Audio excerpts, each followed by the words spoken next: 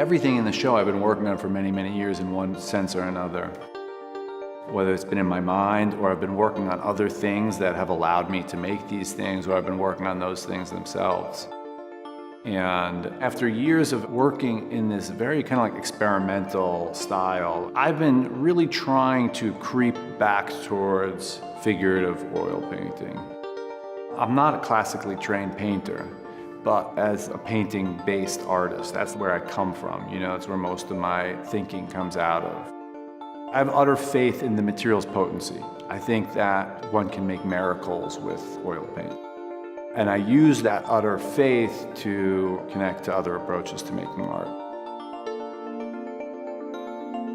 I see the mail orders as really the tail end of those years of non-traditional material experimentation. I really wanted them to be what they are. A giant blow-up of their source, which is just a petty page from a brochure catalog. But I think if somebody kind of gives them the time that they need to experience, you slip into pure abstraction. The paintings for me really happen in those deep spaces in the folds, in these moments.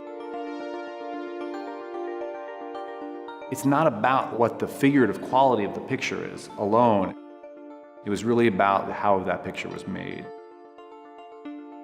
Much more than thinking about sweaters or clothing or any of these things, I was really thinking about halftone matrices and dots of color.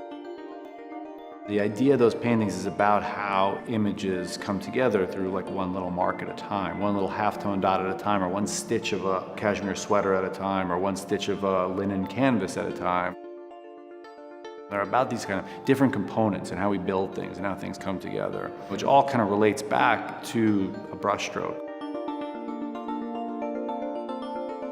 Mother paintings are very romantic, very straightforward in a way, figurative landscape paintings. And I'm really trying to push the romanticism, and I'm trying to push their relationship to like many different phases of art history, whether it's Hudson River or Impressionism. Prior to these, I hadn't worked in a figurative way, in such a gestural way. There's a lot of layers in these, and for me, I could see all of the kind of colors come out here. And over here, I'm just seeing the kind of light reflected off of it, which is a really kind of, for me, a beautiful part of the painting. These images came from Bambi. And this idea of the forest, is really about the idea of a kind of child moving away from their mother, moving towards another, thinking of generations and coming and going, and that process. Those last few years really changed the way in which I kind of make things, changed the way in which I kind of make decisions, find new directions, and even the sculpture in the show, Rabbit in the Moon, it takes a lot of planning and coordination, but it was still a process of discovery in every moment of it. Whether I was finalizing the metal work of it, or when I was painting, or whether I was working with the taxidermist. The Purgatory paintings are pure exploration of material. The source or the content or the imagery is almost secondary for me. It's important that it's connected to this bigger framework. They're all pictures of skies.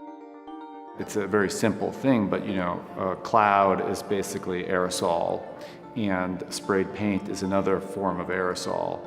And so to make pictures of aerosol with oil paint as aerosol was kind of like the premise of those.